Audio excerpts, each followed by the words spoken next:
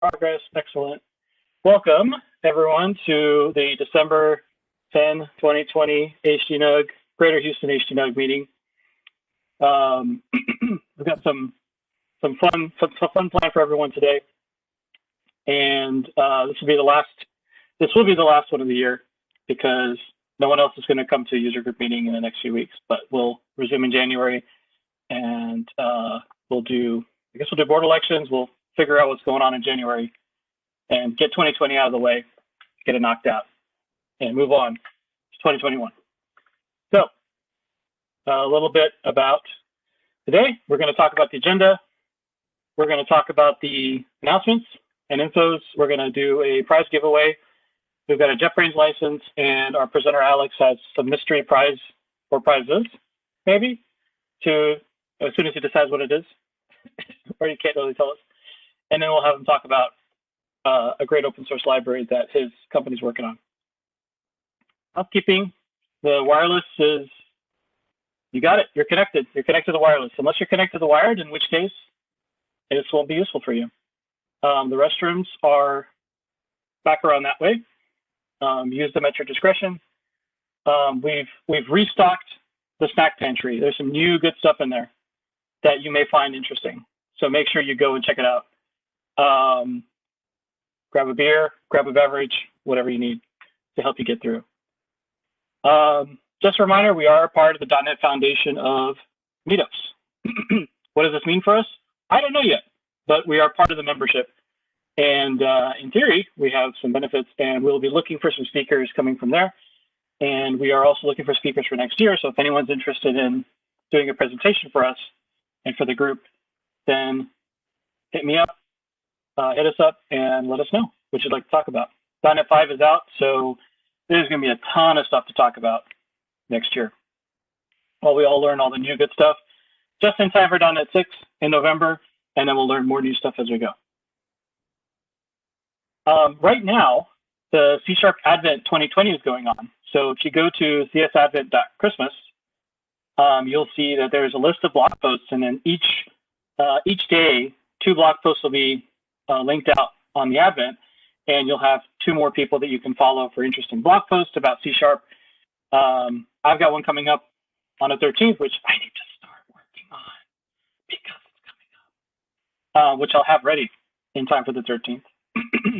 And there's going to be a lot of cool articles, a lot of stuff about C# 5, other things with Azure, and other things to work with. So if you haven't looked at it, the old ones are on there too. There's a lot of blog posts and articles about C#, which are great to look at.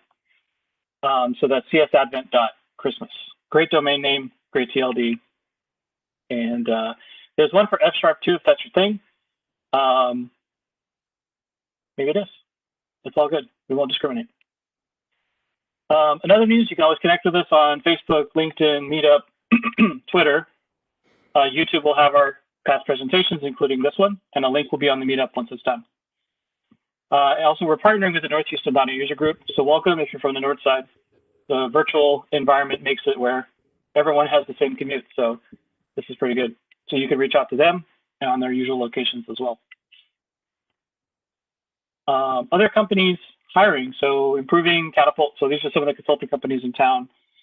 So make sure you take a look, see if you're looking for work, reach out to us on LinkedIn, and we can see whoever's on here can connect you with whoever's on there and make some magic happen. Let's try. So we do have one JetBrains license for a lucky person that if Tony, are you here?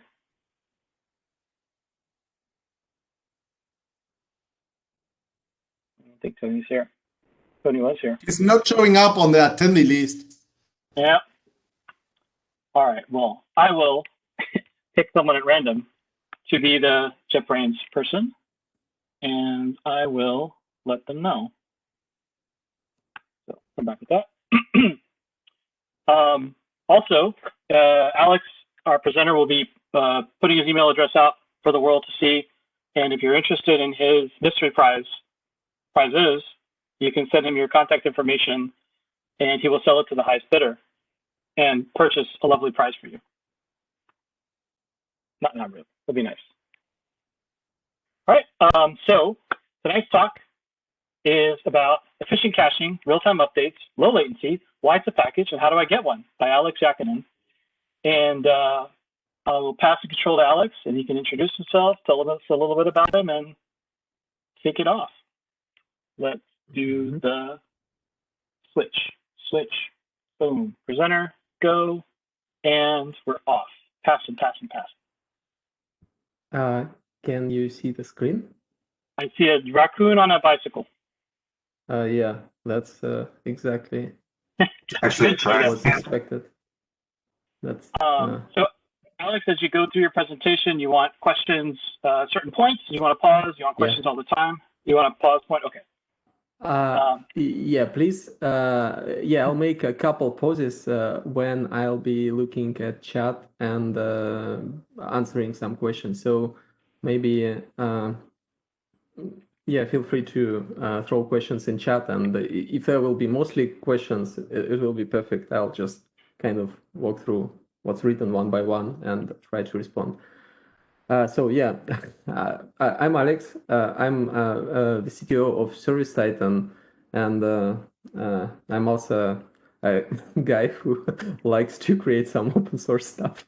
And so today I'll talk about real-time UIs and a set of related problems, and finally I'll talk about an abstraction that allows to tackle a number of them pretty efficiently, and that's nearly the overview of what's going to happen.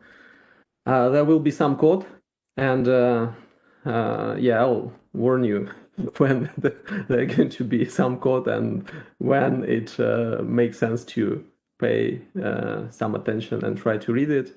But otherwise, I guess it's mostly slides and just some yeah, demos. So, okay, let's start. So first, let's kind of let me show why real-time is complex. So this slide, as you see, and you see the cursor, right? Mouse cursor.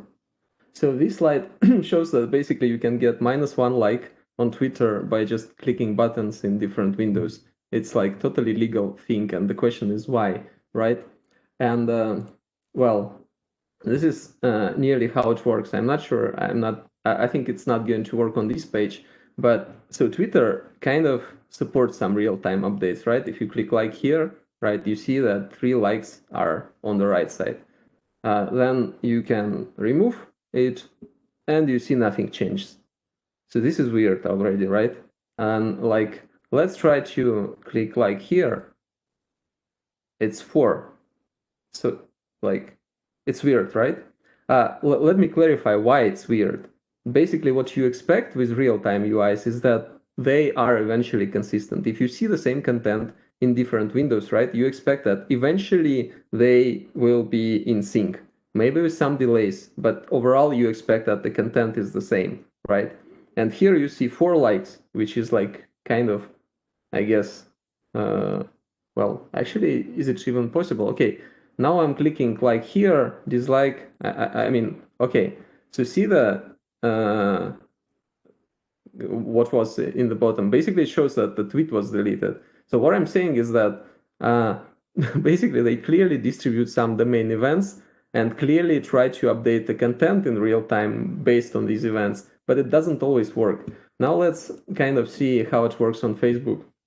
So likes, basically it's perfect with likes, and it's actually very smooth.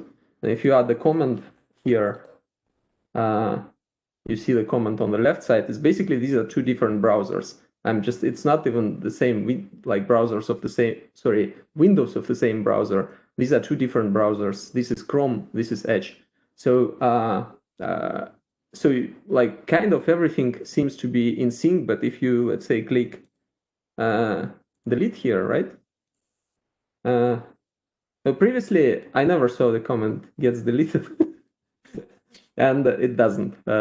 And you can even try to do something like this.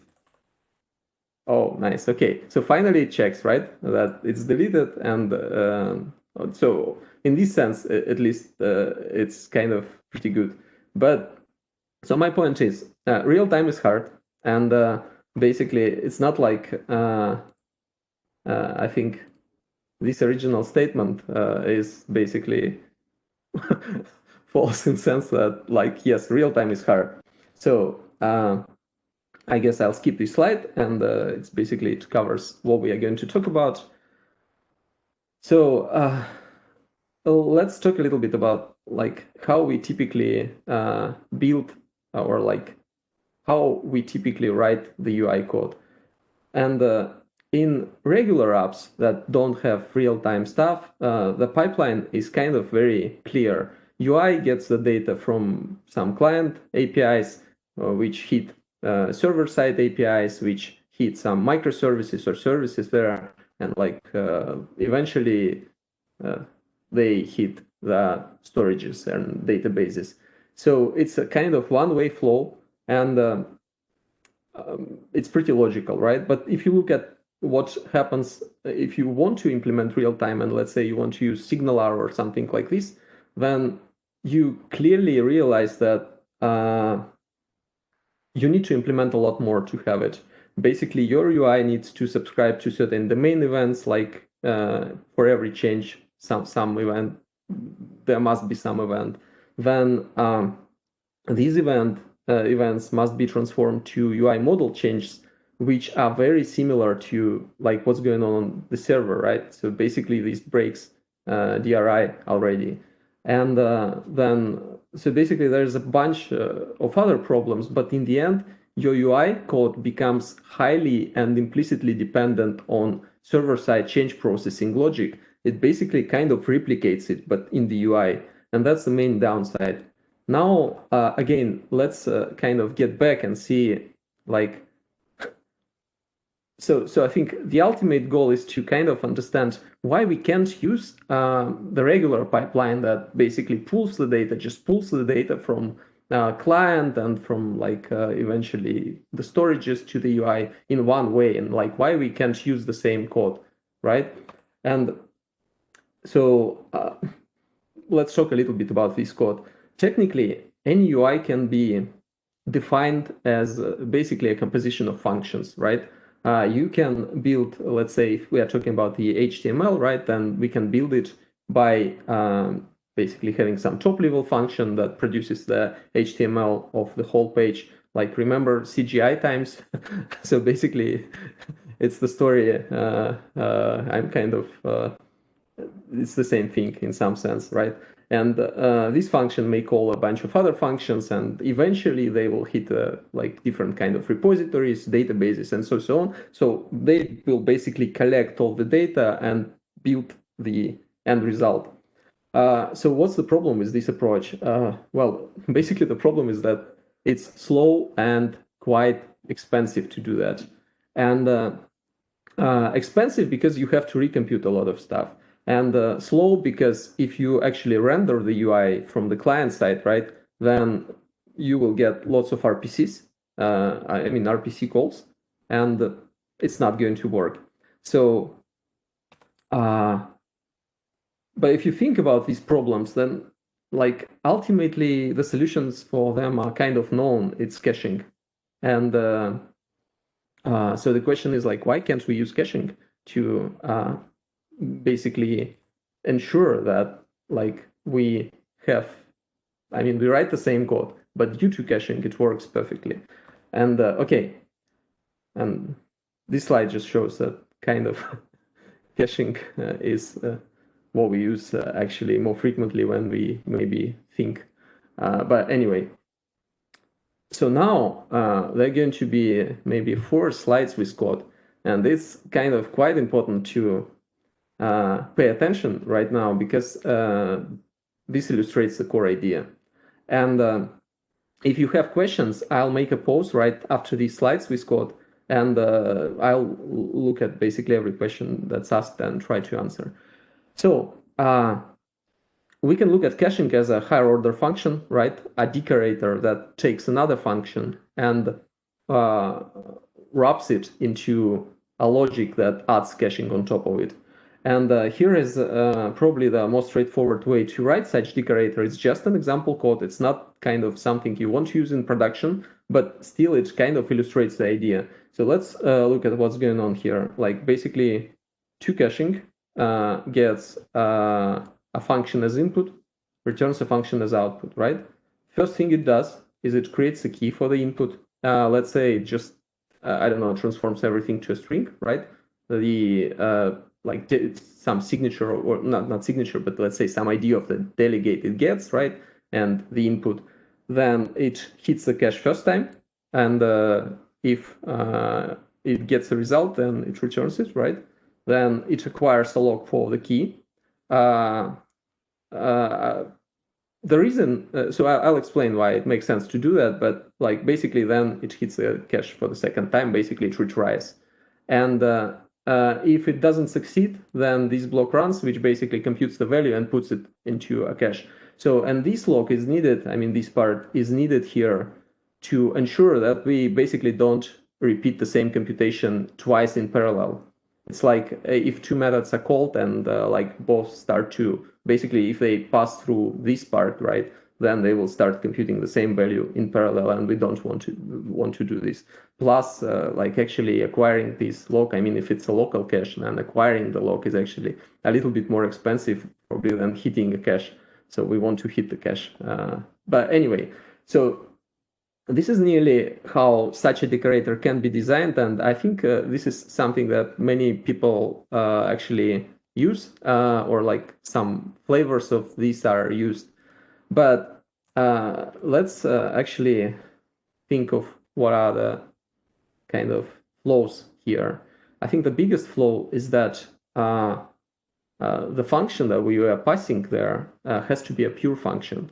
It basically shouldn't kind of change over time if its inputs don't change, and so it should be deterministic and pure.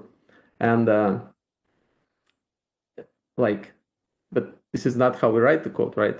This is like, well, I mean, so, and I guess functional guys, they will be probably insisting on the first option presented here, but like it's too hard. And in reality, it's not even too hard. It's like probably even impossible, because if you, so anyway, I'll just move on, and if you will ask why, then I can answer later.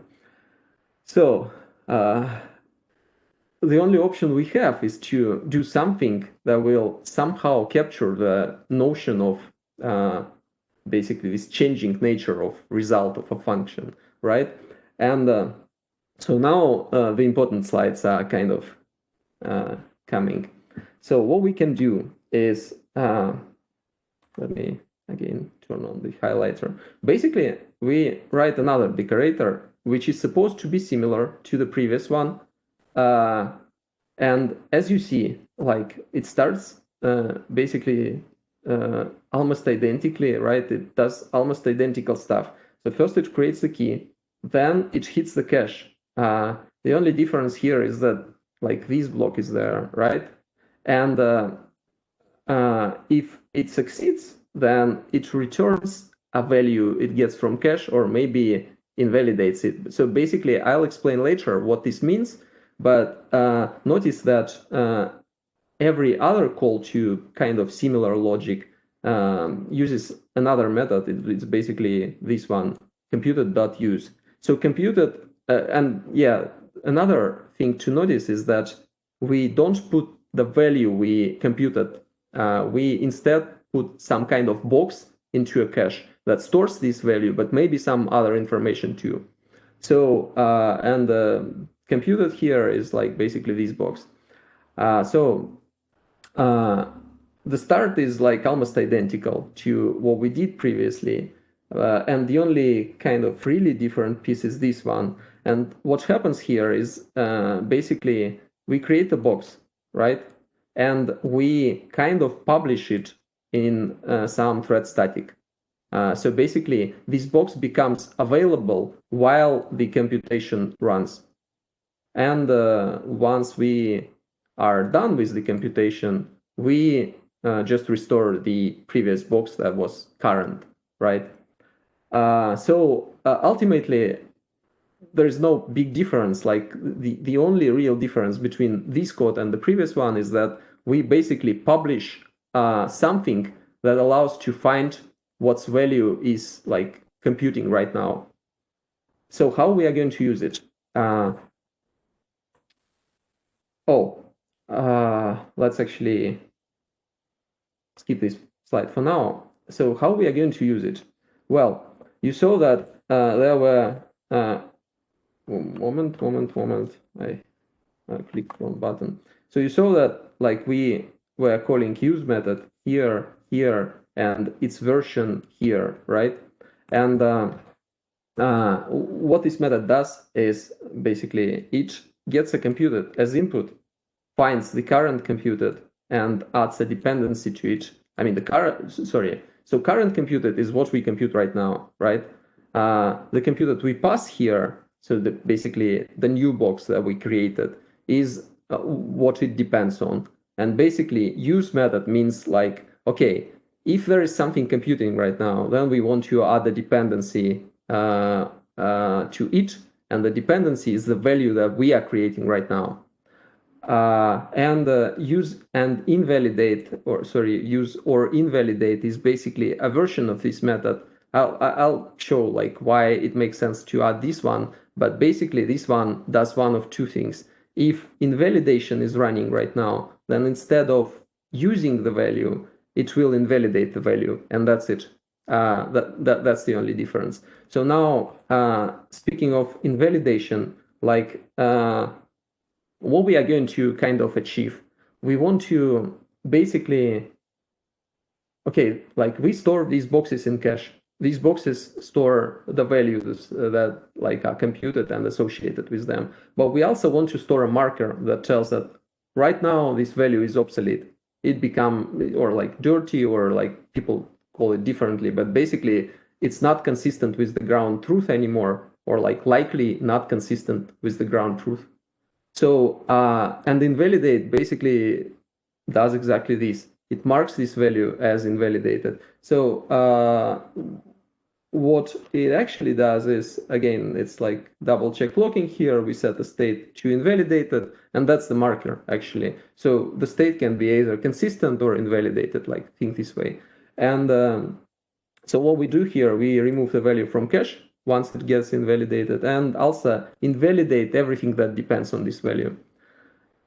So probably this is not new at all for you, right? If you saw frameworks like Knockout.js or MobX or like something on these lines, they do exactly this. And I just wanted to kind of explain how specifically this stuff works, so that like people who probably are not quite familiar with that know basically how to implement something like this. The only difference, I think, with Knockout and other frameworks is that, I mean, there is really, in many of them, there is no notion for invalidation. There is a notion for recomputation, but it's kind of just a little bit of a difference, but not like really as much as like.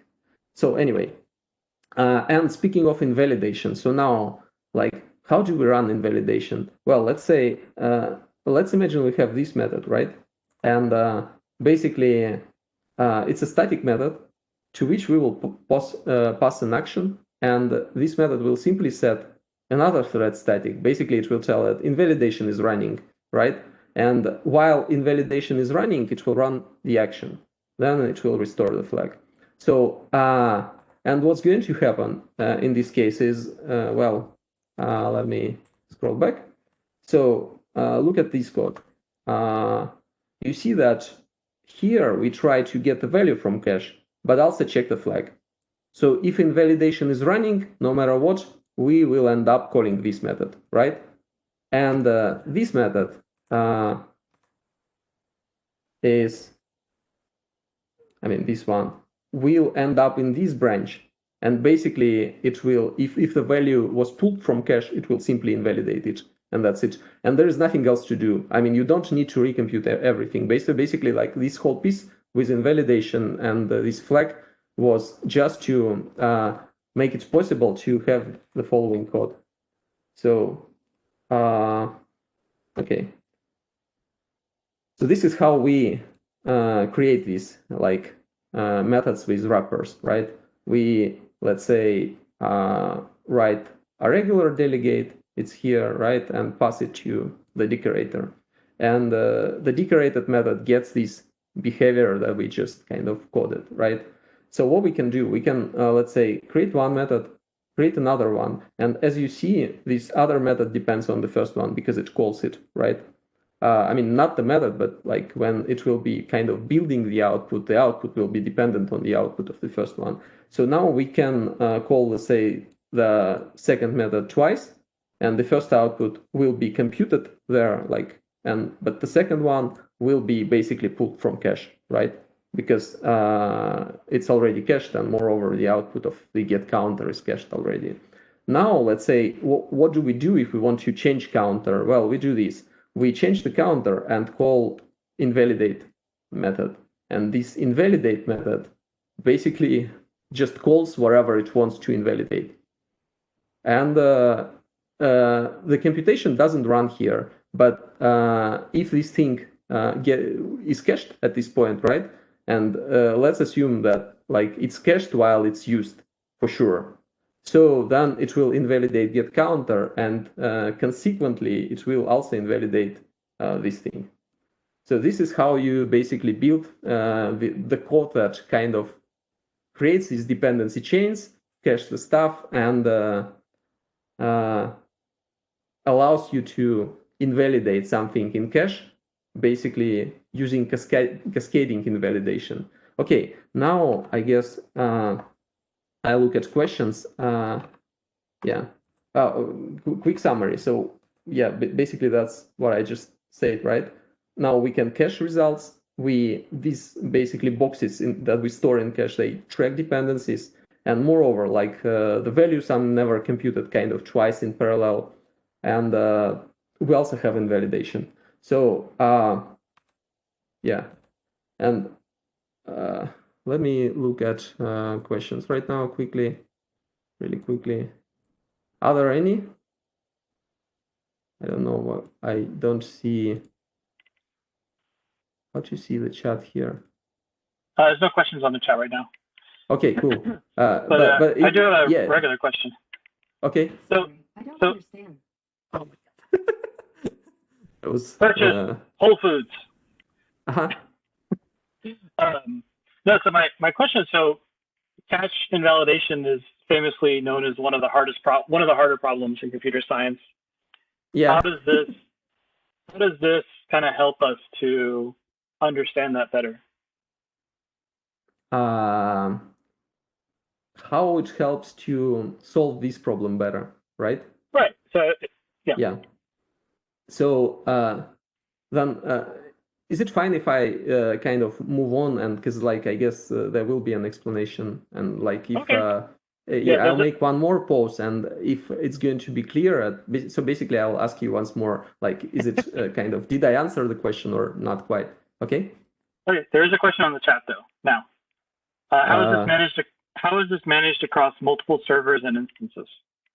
I'll answer this question as well later, because like the whole so there is a part that explains this as well, and yeah, I'll talk about this a little bit. But basically there are options, and moreover, like there is one option that's kind of probably quite unusual, and we will talk a little bit about this. So yes, yes. So far, everything that I kind of described so far looks kind of a little bit weird, because it's not even a synchronous code and so on. And but seemingly, like on conceptual level, this is like what we can try to use, right? Okay, so there are a few, or like this sort of animation shows what actually happens. Basically, this is a dependency tree that might describe some like end result. Let's say here is like the final UI, right, that we see. And so what happens is like once basically some small component that it uses gets invalidated, right, and the whole chain gets invalidated as well. And so next time and basically all these, I mean, if you attach some event handlers to basically any of these nodes, then you will know that it's invalidated. And technically you can, like as in this example, you can recompute it, right? And once you recompute it, it will rebuild basically just what's invalidated. So what has to be rebuilt. The rest will be simply used and pulled from cache, right? And I think this is like actually, this is an important part that worth kind of noticing. So, and what's also interesting is that this is a transparent abstraction in the sense that you don't have to change the code, right? I mean, in like the only thing you need to do is to apply a decorator, but I'll talk about this a little bit. I mean, actually, like I'll explain this right now, I guess. So you don't have to deal with delegates. Technically, you can implement something that will simply build proxies on top of your services and simply override virtual methods there by, and the overridden methods will have the decorator. So your code probably wouldn't even kind of look differently. Okay, so in reality, it's far from what we can use in production, right? Because I didn't show you the actual implementation of a box. The code was not supporting async. The code was not GC friendly in any way. And GC friendly means that, like, ideally, okay, like you have to keep the graph of, or like basically part of the graph. Let me rephrase it. So if you have some computed, right, and you keep a reference to this computed, technically, like this means that later you may check that if it's invalidated or not, right? Which means that the whole graph of its dependencies has to stay in memory, right? But on the other hand, like if nothing references certain computed, then like you can evict it from memory. And in this sense, it has to be GC friendly, and it's like you need to do some special stuff to basically have this nature. But and actually, like there is a lot more that has to be done. But in reality, like on conceptual level, it's nearly what kind of can be used. Now, let's get back to another interesting topic, and let's talk a little bit about eventual consistency and like modern UI libraries and how they kind of use actually the same concept, but you don't see it, or like maybe you don't realize this. So first of all, not everyone knows what eventual consistency is, and this slide kind of quickly explains what eventual consistency is. It means that like basically you will see a system in consistent state eventually once you stop making any changes. And that's that kind of definition of eventual consistency. So if you stop making changes at some later point, it should be consistent. And what else? Well, okay. And interestingly, if you have a cache, then basically you already have eventual consistency. Any kind of cache implies that there is eventual consistency. Oh, and by the way, like there's probably nothing that can be worse than eventual consistency in the sense that basically if it's not eventual consistency, so like it's basically broken because you wouldn't see a consistent state in basically any moment in future, which means that like you will see a wrong state or like so anyway. One other interesting slide on eventual consistency is, let's say you have two eventually consistent systems, right? And are they different? Or like, I mean, you can say that the first one is eventually consistent, the second one is eventually consistent too. And like, is there any difference between them, something like really critical that may tell you that like one system is actually much better or like much easier to use than another one? And interestingly, this difference is basically the probability with which you see inconsistent state. And speaking of caching, like let's say you have a caching without invalidation, right? Then the problem you get is nearly this one. Let's say you put a value into a cache and set expiration time to, let's say, 1 minute. So which means that in 1 minute, anyone hitting the cache will basically get the value from cache. So you wouldn't do the computation, and your cache will be kind of, I mean, if you get lots of hits during this minute, like let's say 90% of, I don't know, like hits kind of, or like, let's say 9 out of 10 hits happen in this 1 minute interval, and then it's a miss and recomputation. So it's like 90% efficiency, right? So you think, okay, I want to increase this period to 10 minutes, let's say, to get 99% efficiency. But the problem you get is like when you increase it to 10 minutes, like it's shown here, right? Then the probability of seeing inconsistent state increases as well. And this actually sucks because, well, you like the higher is the probability of seeing inconsistent state, it's actually the worse for you, because like if you know that this probability is tiny, you actually don't even have to specially kind of treat this inconsistent state. Okay, like something may fail because of inconsistency but if it's something that reads the data, I mean, it will retry and will eventually basically produce the right result. So if you have something like automatic retry on reads and so on, it's just like totally fine, right? But if you frequently see inconsistent state and you basically have to check for it like everywhere, and it's pretty bad. So and plus it's confusing for end users, I guess, that like you may see something that doesn't refresh like no matter what you do. So basically, if you don't have automatic invalidation, right, then the choice you have is like, okay, either I get a higher cache hit rate, or but together with this, then I'll see more of inconsistency. And so there is a huge trade-off. So what's the perfect state? Well, the perfect state is that you invalidate everything like instantly, right? Once something changes, you evict it from cache. And that's what we are talking about. Basically, the whole thing that we were kind of describing so far, it's intended to evict something that kind of becomes inconsistent immediately. And as a result, you kind of get a perfect or like ideal possible hit ratio, right? And without having this trade-off that you see, you kind of more and more frequently see the inconsistency.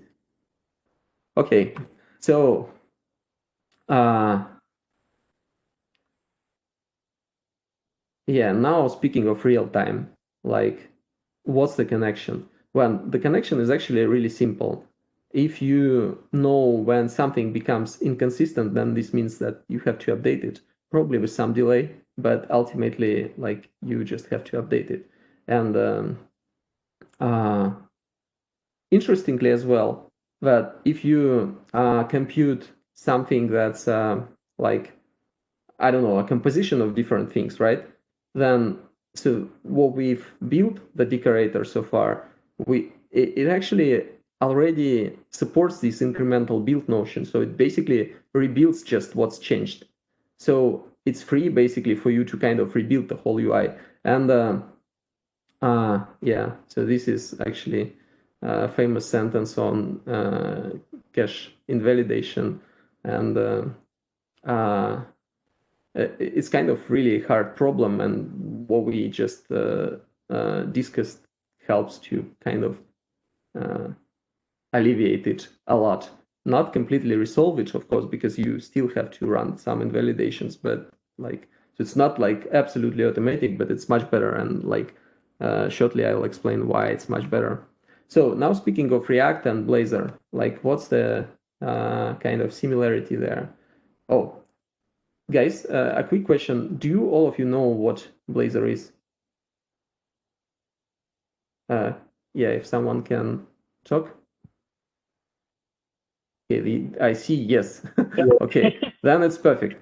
So I wouldn't kind of run this like recap, but I'll just skip through these slides because I think I'm a little bit like behind in terms of time, and just show like what's important there. So this is UI markup. It's Razor markup for some Blazor component, right?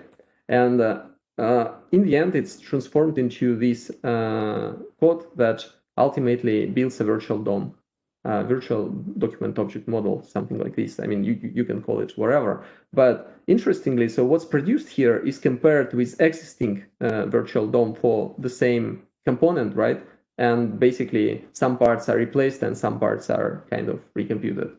But if we want, or like, we can write the same code in functional style. And so as you see, basically there was an element, right? And inside there was a component. So we could technically do something like this. We call an element method pass basically its parent, its index and parent, and like the name of element, and set attributes, blah, blah, blah. Then we do, and then we create a nested component in this element. So basically that's the parent of each, and so on. And in the end, we simply return a new virtual DOM as a hash set, right? So in this sense, it's a pure function right now. Well, not quite pure, sorry, it's just a function, right? So this code is basically not a kind of, we don't use a functional style here, we just update the builder, basically. And here we return the new virtual DOM as the output of this function. And render function could do simply something like this. Basically, it calls this one, gets a new virtual DOM, right? Then it walks through it and disposes everything. So basically, it disposes everything from the old virtual DOM that's not in the new one, right? And as for the new one, it just tries to re-render all the children. And that's nearly how you may think of like what Blazor and React does. It's not like quite exactly like this, but I think on conceptual level, it's basically the same. And so what's common here? Basically, you may think of like virtual DOM as a cache for output of these component and element methods. And like if you get a cache miss, then you rebuild the part. If you get a cache hit, then so in React and Blazor, there is an update. Like in our case, I guess in case with regular functions, we should do nothing. But ultimately, it's a kind of very similar model that incrementally rebuilds the UI and also extracts the changes made to the virtual DOM, like on the way, and applying them to the real DOM. Okay, so, and interestingly, this is quite related to, or like, it feels like functional programming, right? And there are lots of, I mean, I was basically looking for some memes about functional programming, and all I find is like stuff like this. Basically, oh god, like please don't talk about this. But in reality, that's the best thing. Probably you kind of can, or like one of the best, I don't know, ways to express what you want to do, because it actually allows you to focus on substance versus on the form. And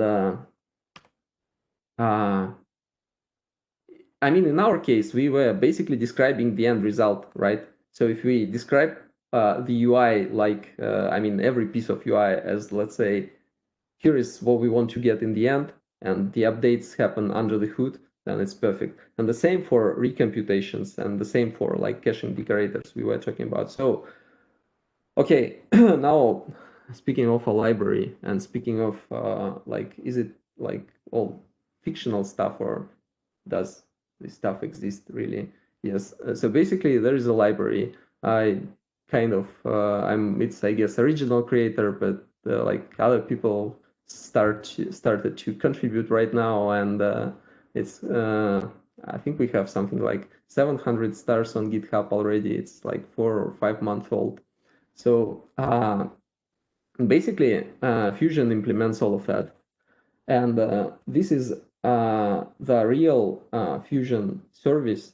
You like, I mean, that's absolutely real code, and basically it works. Like, I mean, I'll pay attention to a few key pieces there. So you, if you want some method to be kind of transformed in a method that relies on this caching and dependency tracking, then all you do is you declare it as virtual and decorate with this attribute. And as in this example, so in this example, we have get counter async that returns count, right? And get counter text async, which returns, well, the string with counter value. And if, let's say, we want to declare a method like increment count, then we really increment it and invalidate. And that's nearly how it works. So it's like the dependencies will be invalidated automatically. So you can build services that like basically have use caching with dependency tracking and automatic cascading invalidation. Okay, now there are some details, but ultimately the abstraction that I was using or like referring to in Fusion, its interface, and basically it has a consistency state that transitions as it's shown on this diagram. Ultimately, all of them are born in computing state, and they become either consistent or invalidated once they get computed. Because like technically you can invalidate something while it's computing. It's possible, and that's why this path is possible. So this thing is thread safe, almost immutable, and basically you can use it on server. This means that you can use this thing on server, and everything is asynchronous as well. Basically, it doesn't make sense to use non-asynchronous logic with for the computation, just because, I mean, imagine that even this part, right, when you log something and when you want to ensure that a value is computed just once, then you enter an async log, and this already means that like whatever you call has to be asynchronous. But anyway, let's move on. And oh, as you see, like a couple more maybe small things. So there is an event, a method that allows you to invalidate this thing. And interestingly, there is also a method that allows to update the value, because so basically any I computed knows how to recompute it. So let's move on.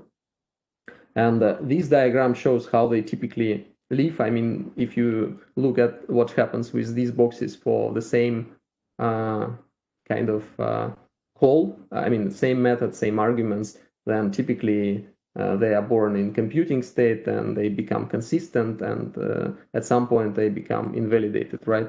And if later the same method gets called, then like again, computing, consistent, invalidated. And so like while we are in this time slice, then the value will be pulled from cache. Same for this time slice, right? So let's move on. Okay, now they're going to be a very short demo, and like I'll show how this really works. And let's switch to. Okay, I guess I'll do just this, right? So, guys, do you have some questions so far before I start, or like everything is fine? Okay, I hope everything is fine, and maybe just later you may ask some. So this is one of like, or let's say that's a big sample that kind of includes a few smaller ones on Fusion, and you can simply go to this address and play with it. Interestingly, it runs in server-side Blazor and Blazor WebAssembly mode. So I use one mode in one window, another one in another. And so I'll show just maybe some pieces there. So this is just like how kind of, I don't know, like how its WebSocket pipeline allows to, or like basically it allows to transfer pretty big chunks of data and in real time.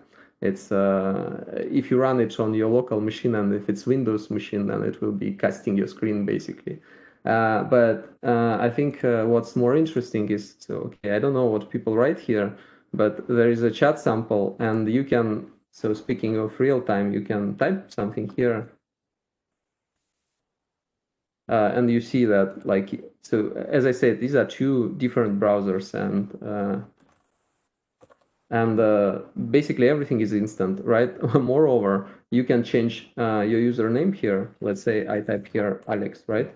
And click change and see, like, the name here is Alex.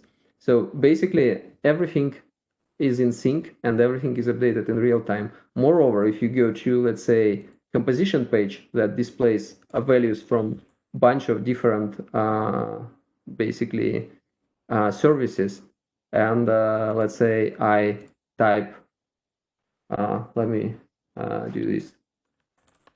Yeah. So you see that the last message also updates here. Yeah, you can like type something and you will see that it updates here. And so, yeah. I think one of most interesting parts there is authentication though, and I'll just show you like how it works. So I sign in one browser window right now. Why there is so okay? So you see that it shows that there is H, right? And I sign in another one, and like right now it shows.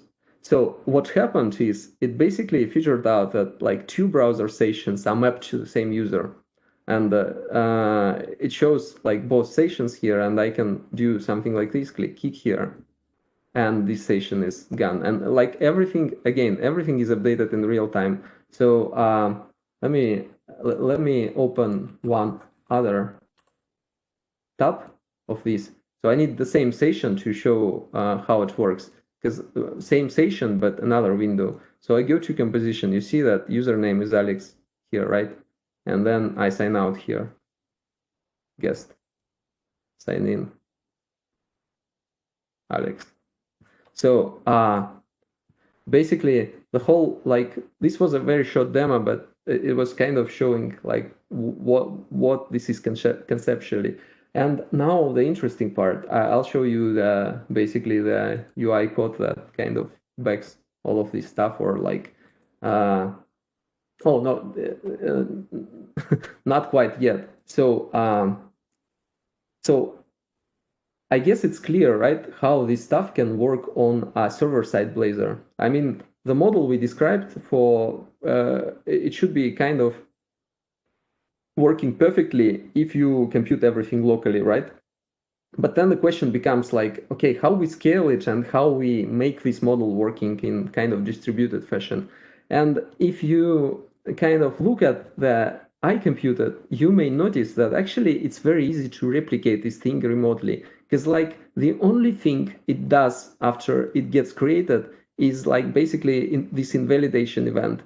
It should raise invalidation event. So if I want to replicate some computed, right, I can create a type like this, and just pass another one, and basically I'll copy its value in the beginning, copy its consistency state, and just make sure that once invalidated is raised on source, I kind of call my invalidate, and that's it. It's a copy. It's like an exact copy of another computed. So this one will work locally, right? But it's not quite difficult to implement the same thing that works remotely. So basically, a remote replica of computed value. And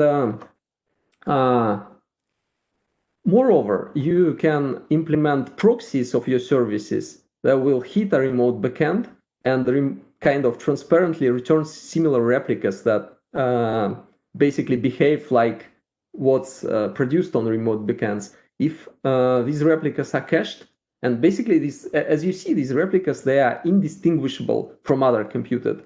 So basically, you can get all the same behavior working in distributed fashion. And so the question is, will it scale? And two slides here explain that, yeah, this stuff scales nicely, because if you look at what typical API call does, well, it looks like the following sequence, right? First, client asks server, like in this case, how am I doing, or something like this, and server sends a response, right? And with Fusion and with its API, it looks near. I mean, the same sequence looks as follows. So first, like, client asks the server, like basically the same question. But in addition, in headers, I mean, if it's a web API, and it's just if you use Fusion client, that like all of this stuff happens transparently. It sends a publication header basically and tells that like you need to publish the computed so that I can learn when it gets invalidated. Server responds that basically the same way, plus publishes the computed and tells that like this is the identifier you need to use to find it. And at some later point, server tells that this thing gets invalidated. That's basically it. So like in reality, you get like, so in this case, you send one request and get one response. In this case, you send one request and get one or two responses, and that's it. Okay. Now, so I was showing you, I guess, this page composition that composes a bunch of values and pulls them from different services. So this is the code that actually does this, and basically this is the code that builds the UI model for this kind of piece of UI, right? And if you look at this code, you see that basically all it does is like, okay, it gets the tail of chat, it gets the uptime, it gets, sorry, what? Okay, it gets a sum, and like, I guess it's, oh, wait, it tries to parse a parameter and like it passes to a sum. But anyway, it's, so parameter is something you can type here. It's basically a part of your local UI, and it passes it to one of functions it calls, right?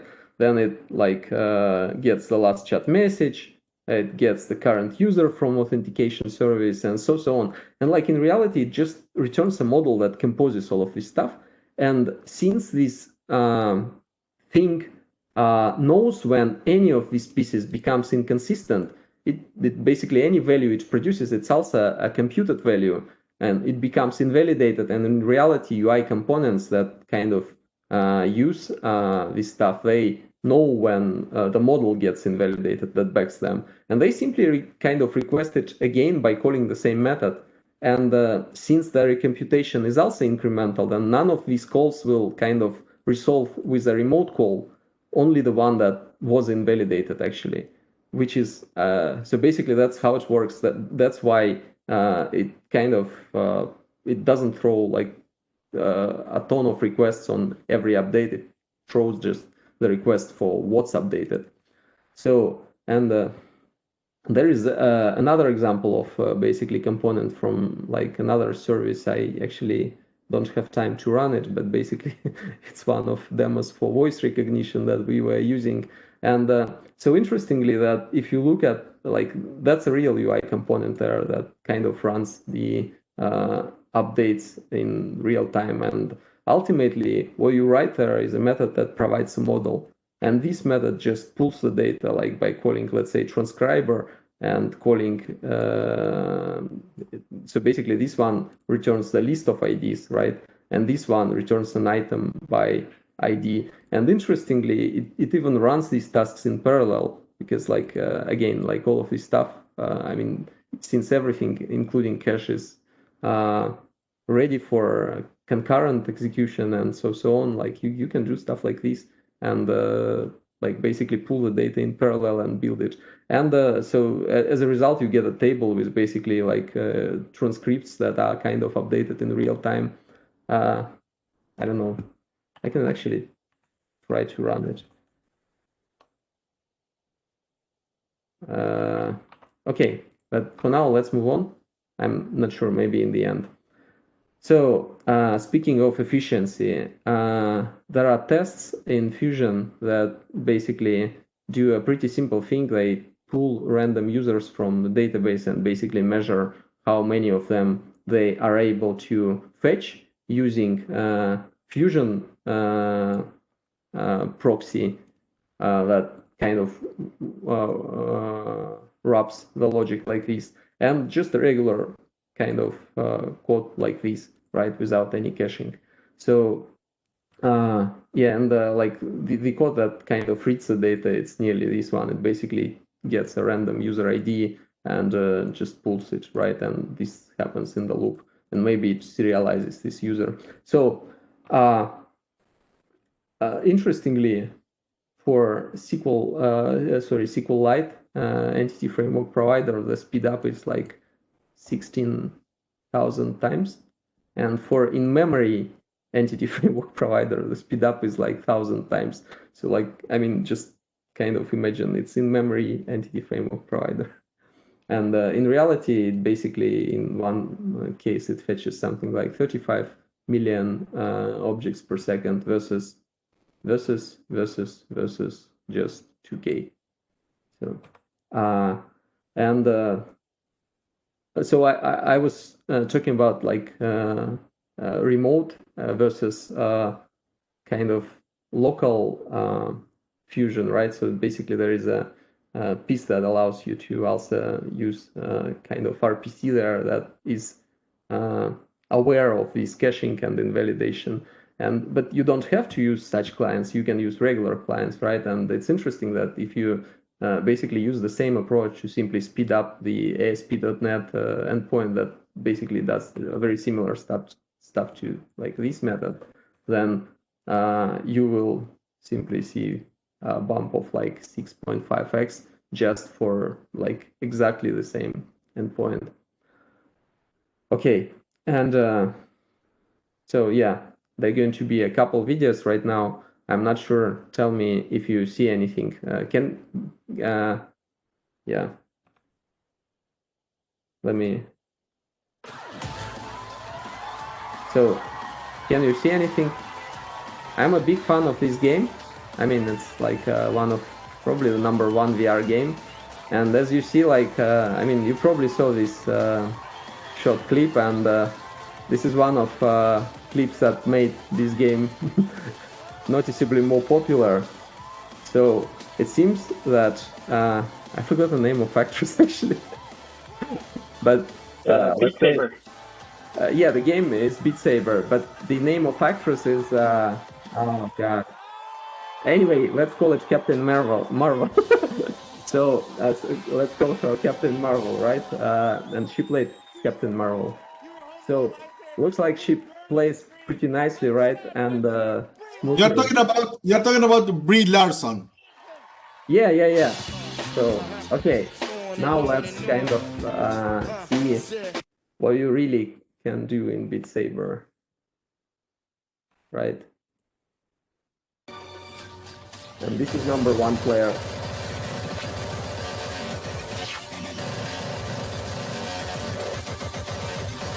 So the number here is basically the number of boxes to keep.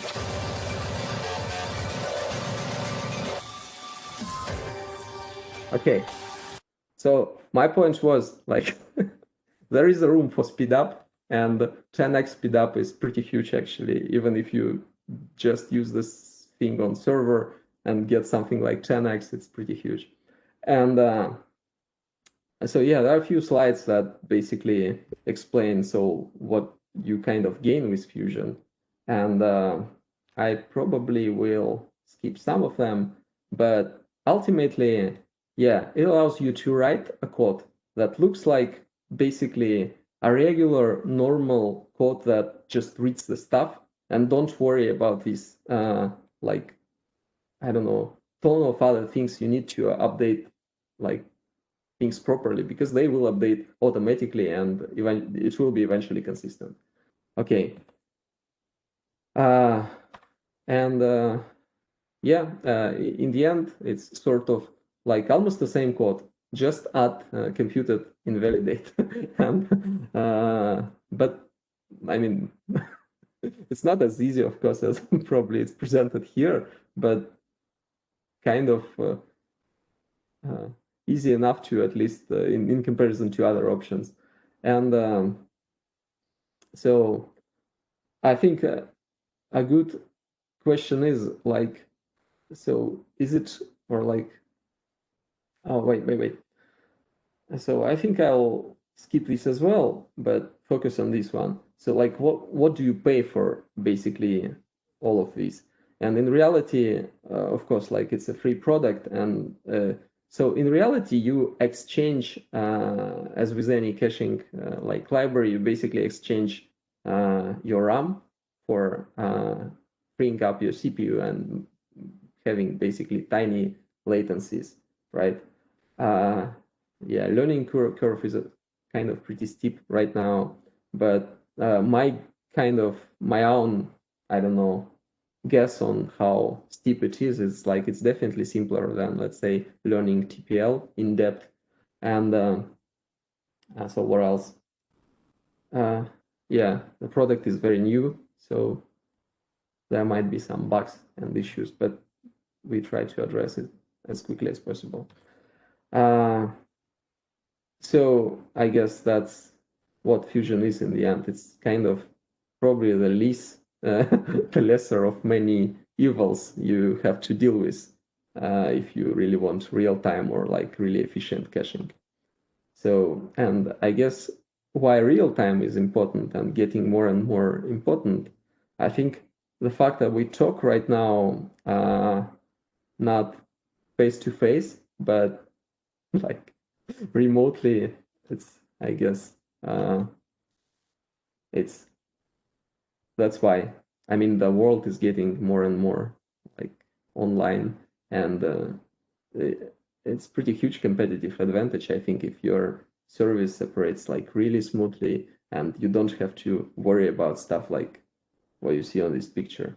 I mean, it's this refresh button is, I mean, from my point of view, it's sort of very ancient legacy beast that was kind of created just because there were not too many like other options, and it's still alive. Yeah, there is a so that's mostly it, and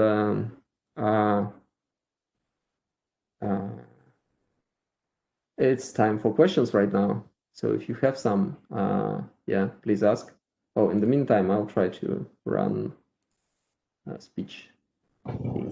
So I have a question regarding the amount of data that could be done. Like if you are getting lots of data, then how do you manage that part? First, a short answer. There is a tutorial on Fusion Samples website. I mean, it's like tutorial that you can run with, it's called, the tool. There is a tool called try.net. You can basically run some .NET examples in browser. And there are two sections. One is dedicated to caching and another dedicated to scaling. They explain this in depth. But overall, yes, you, of course, like you can't, so basically, you can store on one machine only kind of as much as it allows you to store, right? And so in the end, you need to either partition your kind of services in such a way that each instance doesn't, I don't know, like hit databases at random and is kind of exploits the locality of data or like the affinity of data. And it's pretty easy for almost like any SaaS application. I mean, all the kind of business apps, they usually kind of tuned for a scenario when like there are companies and these companies are tenants. So if you have multi-tenancy, then there is a natural way to kind of split and partition the data that way. But if it's something like Facebook, it becomes more kind of tricky. So I think there is a Discord, and I answered almost exactly like this question on Discord in Fusion. I mean Fusion's Discord like yesterday, and plus it's worth reading these topics. They explain in depth what you need to basically have both high cache hit ratio and like all of this stuff. But by the way, I think one disclaimer. So let's say you don't want to partition anything, right? And you just want to kind of use Fusion and just like have these graphs. Technically, nothing prevents you from like implementing, let's say, Facebook or something that. So let's say it hits everything that's needed from a single machine, builds a graph there, and like this graph will be kind of live and like updating and so on. And the clients will basically see changes in real time. The downside is that it wouldn't cache much, right? So you need basically to make sure that it will basically pull everything each time it has to recompute something, unless that's what's currently used by client. And so anyway, it's like, I think it's not quite a good answer to the question, but what I'm saying is that you have to partition your services, and so that like you get high cache utilization in this case. Okay. Some other questions? I'm just like running this stuff. I got a quick question on. So I know systems like this, there's a convention to follow in your code, and you mentioned it need to be pure functions, it need to go functional.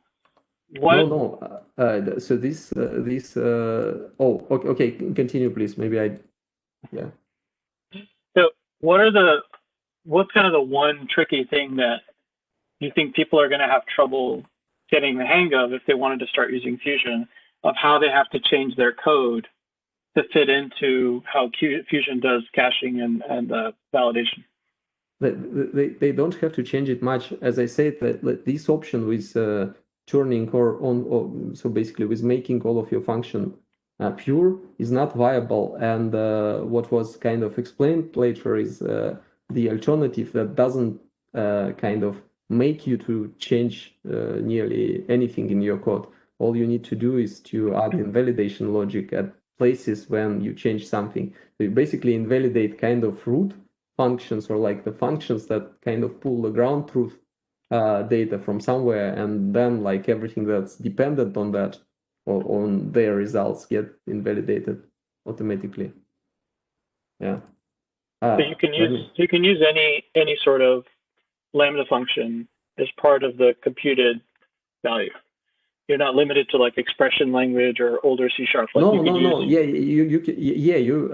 I think let me show you how, like, okay, I'll quickly show you how the real code looks like, but I want to show like one other demo. So that's let's actually see.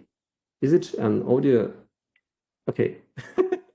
It doesn't work perfectly actually, but so I clicked stop here. But you see that I opened two browser windows, and like they show. Let me start once more. So 1, 2, 3, 4, 5, and in the second window 6, 7, 8, 9, 10. Right? Okay. So my point was, like, you can use this approach to build real-time UIs, like with even like this one, right?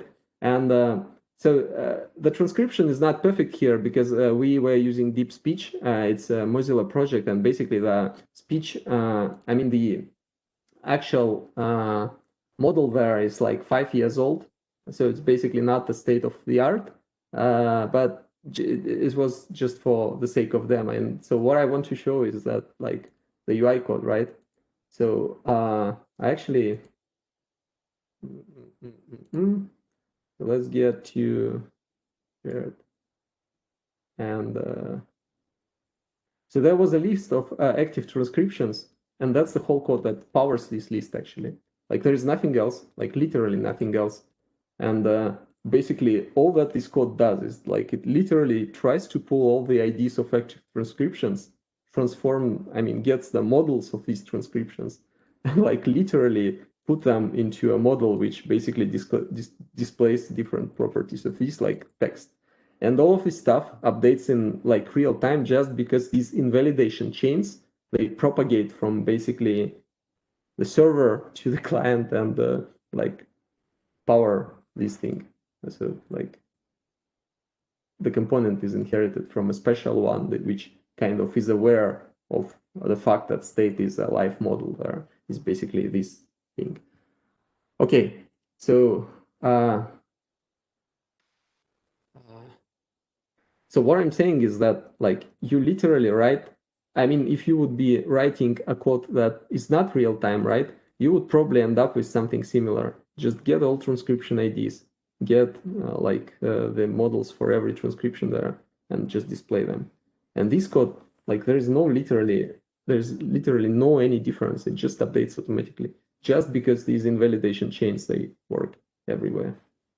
Can you show the other side? Like when the speech translation is being done and you actually do the invalidation? Like, what does that side look like? Yeah. Oh, let me show this. So there is a service called transcriber. Transcriber, I think this one. So I'll show you transcriber base because the core logic is implemented there. As for deep speech transcriber, it's just like an implementation. So if you look at the, let me find this piece. So these are read methods, right? And we need write methods. So what happens is like transcriber from the client, it gets data in base64 basically format. There is a special type for that, but like, I mean, just for convenience here. So client calls begin async for the transcription, and then it calls append async when the next block of data from microphone is produced, right? And then eventually it calls end async. And if you will look at, let's say, this piece of logic, right? Then it calls append async on actual object, and append async here calls invalidate on basically. So this thing invalidates a specific transcription ID. So it invalidates the result of transcriber get async method passing the like with specific parameters. And this get async was used, for example, this one, right? So when we pull a model of a specific transcription, we use this method. And when a piece of transcription is added, like here, then the result of this method is invalidated. Just like, do you want me to run it once more, just to kind of explain? That's not okay. Open it here. Okay.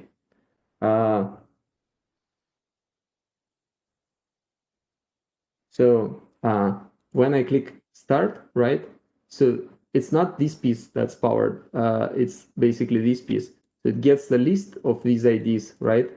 Like, for example, this one. And in the end, gets a model that's the rest. Basically, that's what this line is.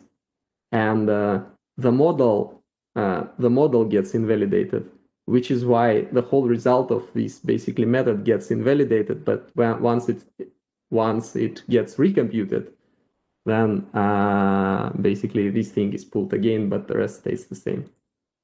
So it's kind of zero cost. The rest is basically zero cost kind of operation. Okay. So that's nearly how it looks. But we don't have this sample online. It's basically, it was a small hackathon project, so I can't kind of share this one for now, maybe later. Okay. Oh, and so you see that this was Blazor server actually. Let's switch it to, let me switch it to,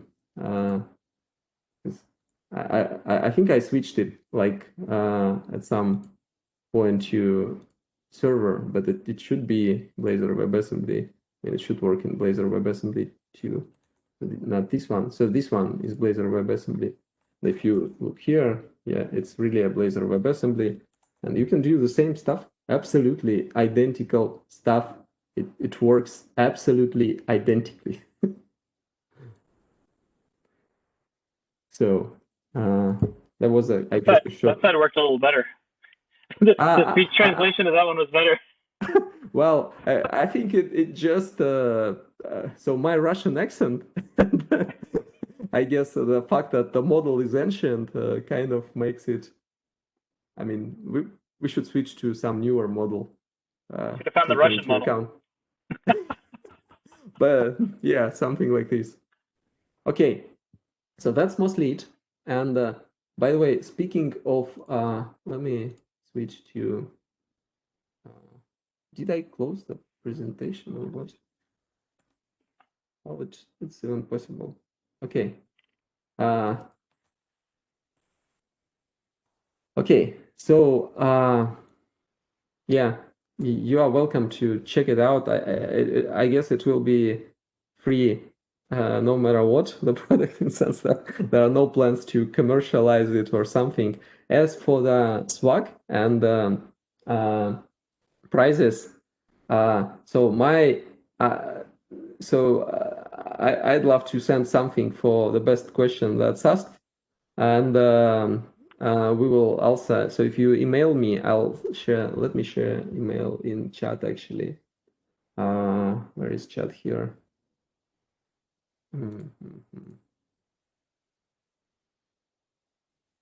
Chat. How do I show? I mean, that's weird. I can share it real quick. I get you. Do you have? Oh, okay. Oh, that's personal, but feel free to send it to a personal. Right. It's fine. Yeah. Email I had. You got a better one? Well, the same first name and last name at servicetitan.com. I mean, but feel free to send it to any actually. So the same one, but at servicetitan.com. Yeah, and so we will definitely send something, but I don't know what. I mean, I think this like we set up this in a little bit of rush, and maybe that's mostly my fault, and I forgot to ask like what are we going to send, but we will definitely send something. Okay, so should I expect some other questions, or we are good? Anyone else have questions? Burning topics? Considerations?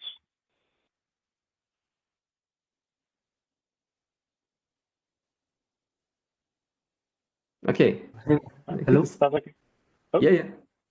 Yeah. go for it. So I had two questions actually. So when I saw that catch invalidation part and all, I couldn't see how it was getting invalidated. Like in which scenario? Will it be in a timely based manner, or we'll be having some No. logics in that? Yes. So you are supposed to invalidate. So you are supposed to invalidate your reading points. I mean, not every reading point, but let's say if you imagine that all of your methods are. So you know that, like, let's say in .NET, async is kind of goes all the way, right? So you can kind of clearly split methods into async and non-async, right? And in Fusion case, you can. I mean, it's not as clear from the type perspective, but you can split all methods into two categories. One category is methods that call just other Fusion methods, right? I mean, the methods that are decorated with this thing, basically, and that kind of support this caching semantics. And other methods are calling something else. Basically, they produce data by querying external systems or storages and stuff like this. So you don't have to invalidate anything in the first category. And usually this is the largest one. It's usually all your UI is built in this fashion. It's like when you build a UI model, you query some methods that are Fusion methods, just Fusion methods. And the same can be said about like probably even large piece of server-side logic as well.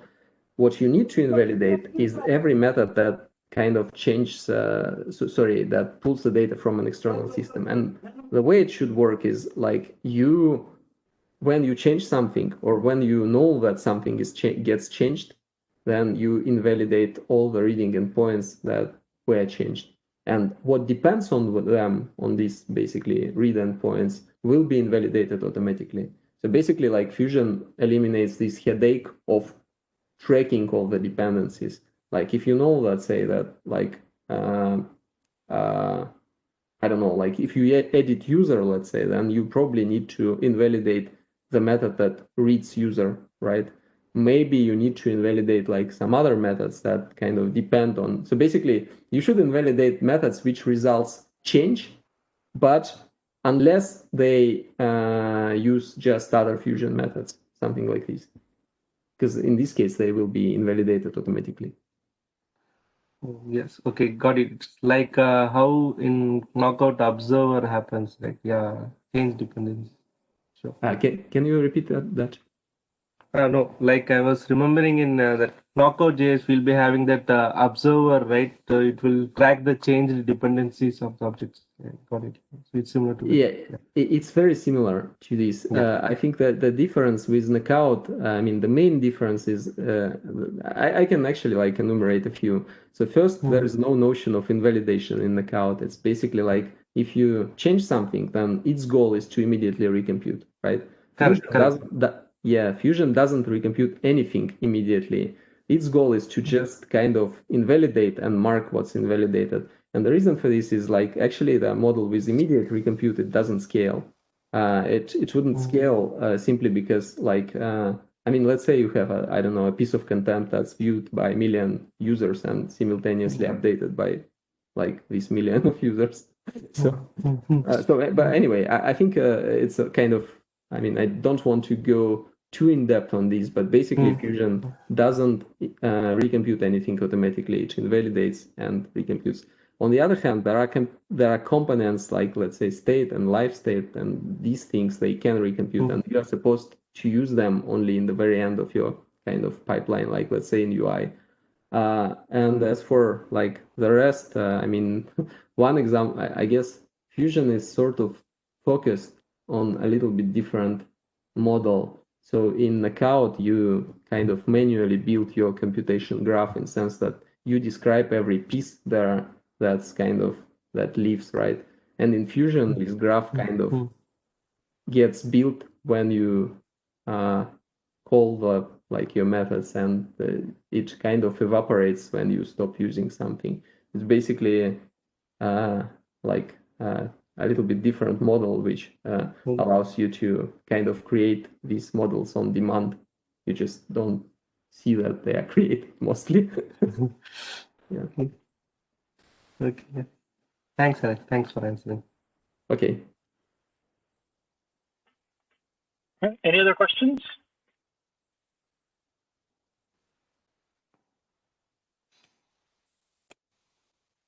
All right. Well, if there's nothing else, Alex, what's the best way for people to get in touch with you if they have more questions offline, or should they go?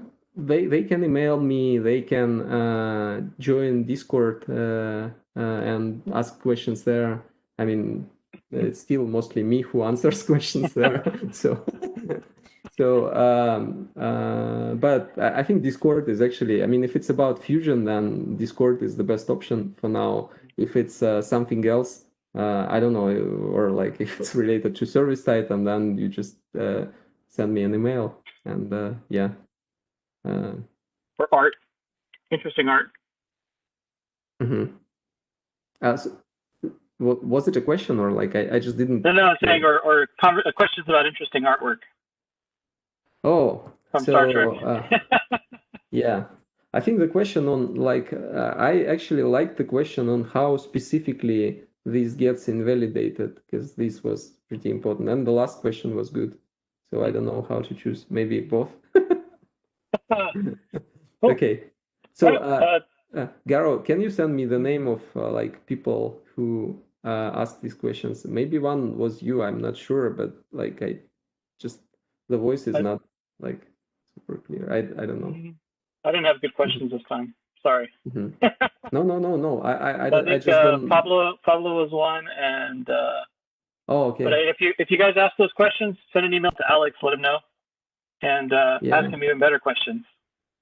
Yeah, I'll definitely send something, and yeah. Cool. Yeah. Thank you very much, Alex, for speaking to us. That was really interesting to see kind of how, in modern software development, I think your idea of the refresh button really being obsolete and ancient, like that's not what people expect anymore. They really expect that real-time aspect, and this feels like something that will help people kind of think about things in a more real-time, reactive fashion, and potentially build stuff. So I'm excited to see where you go with it, and hopefully you get a lot more attention and a lot more activity on it too. Very small addition. So I know it's complex, and I know for sure it's like why kind of explained it's not super straightforward for like many people. I tried to explain this like lots of times, and I know that it's like not something that you probably even kind of fully how it's called, whatever. So basically, yeah, it's not that easy. And like the recent story with that was, so I sent a message to Steve Sanders, the creator of Blazor, that like basically, hey, there is this fancy thing. What do you think about this? Something like this. And interestingly, so he looked at all of that and created an issue. And basically, issue was, I mean, he actually provided pretty positive feedback, and but from issue, it was clear that like I confused him as well with some of my things. So I mean, if the creator of Blazor kind of basically struggles with something, it's clear that it's not like super straightforward yet. That's what I'm saying. But anyway, and that's why cache invalidation is one of the 2 hardest problems in computer science. Yeah, but overall, like, yeah, the issues still exist on Fusion website. You can read it, and you can read, I guess, his feedback as well. It's so it's pretty interesting, and yeah, but overall, yeah. So I hope. Cool. All right, thanks everybody okay for coming in. If you're interested in more about STL Fusion, the link to GitHub is there. You contact Alex directly, and hope you guys have a great, safe evening. And thank you very much for coming. Thank you.